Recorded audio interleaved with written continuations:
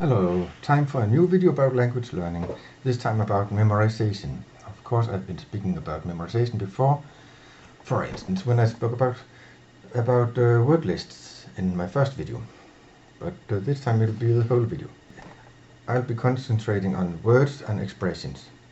The methods for remembering these are fairly simple. Some people have a good memory and then they may not find my little tips interesting, but they might be useful for some of you. Okay, imagine you have got some words in front of you. You can take a text or something like that. There are some words you want to remember them. The simple and stupid method is just to repeat. If I want to learn the French word for horse, it's cheval. Then I could say cheval, cheval, cheval, cheval, cheval, cheval, cheval, cheval, cheval. If I continue long enough, I may remember that word.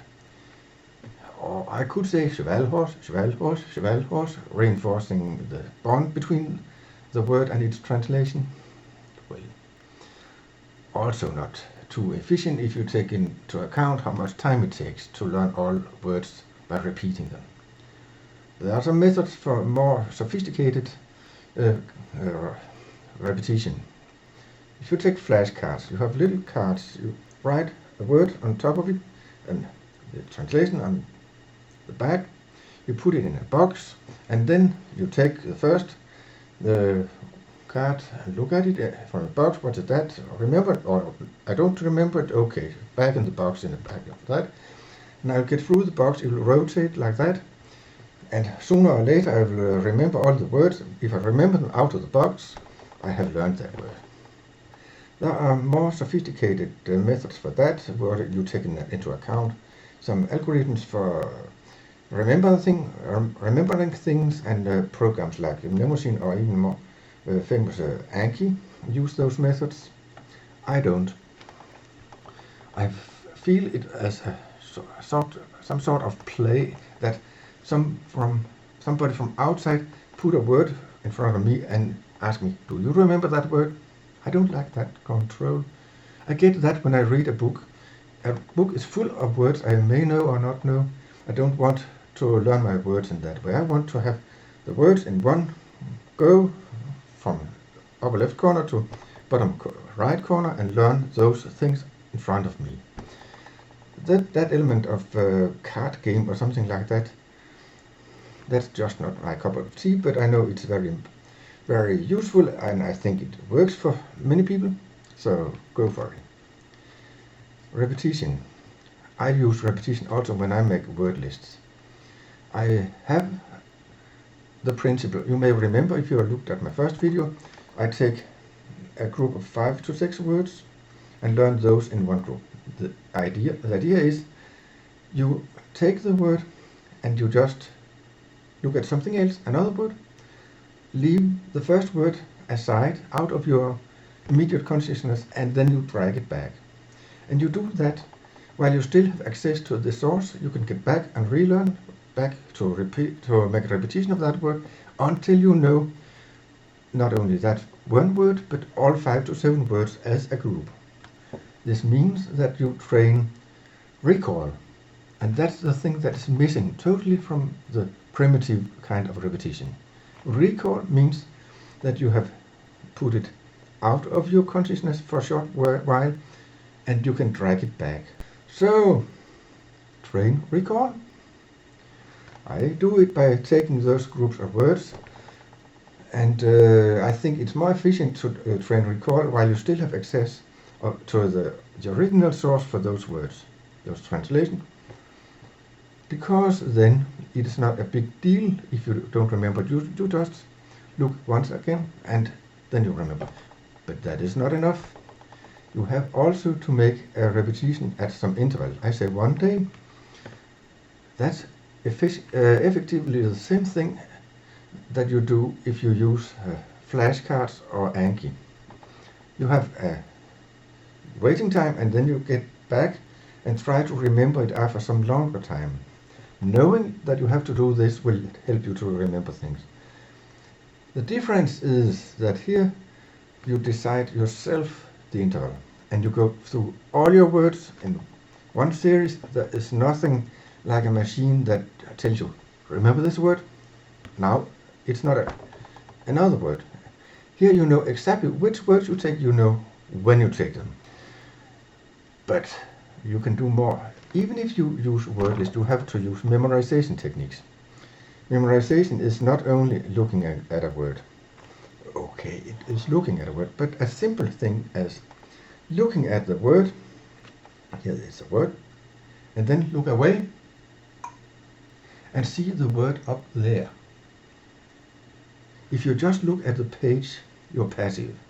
If you can reconstruct the word up there, look at it, recall it, yes, again, you train your recall. Just looking away from the paper and imagining the word up there. That will help you remember the word. And you can do the same with the sound. Look at the word. Of course, when you look at the word, you will hear it for your inner ear. But look at the word, look away, and then hear some other voice speaking. Do something about the sound, because then you do something that is better than just absorbing passively. You are working actively with your memorization. You can say that this is some kind of reinforcement. There is a lot of memory techniques that are built on association. In fact, even a translation is something you associate to. If I want to remember the word for what is it that the French people call this animal. Okay, cheval.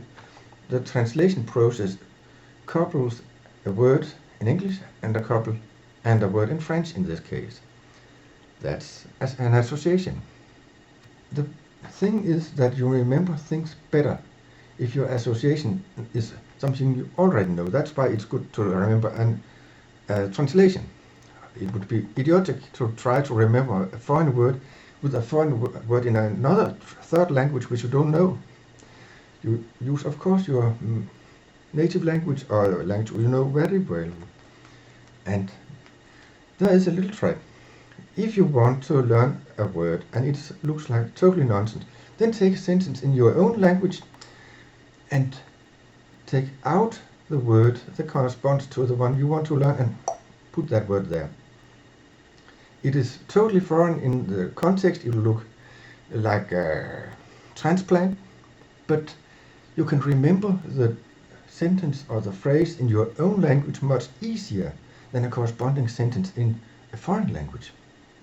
And nevertheless, if people try to convince you have to learn things in context, they always think about the context in a context in the foreign language, and that's strange because it functions less well when you have to learn something in in some language you're not very well acquainted with.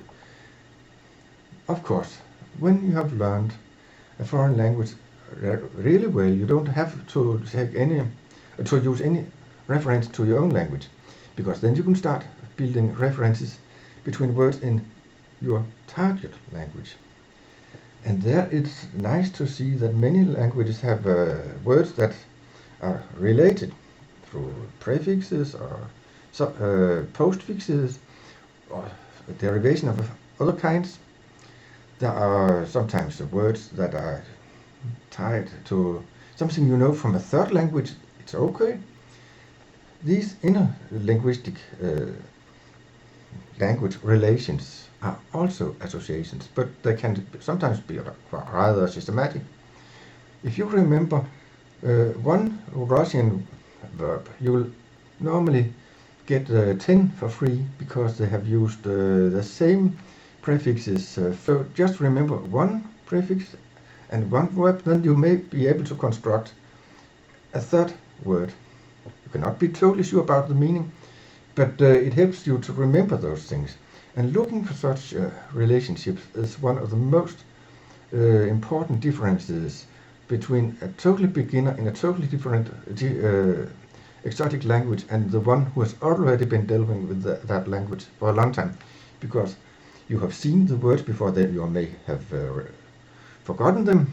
They ring a bell somewhere, nevertheless. and suddenly it becomes much easier to remember a new word. That's why it's hard to learn a language in the first place, but when you have worked a lot of time, you get two benefits. It's much more easy to find something you really want to read or listen to, but it is also more easy to remember new things you meet. And one third thing, if you see a context in a foreign language which you know well, there is a chance that your guesses may be correct. If you are a newbie, then the chances are that any guess you make is wrong.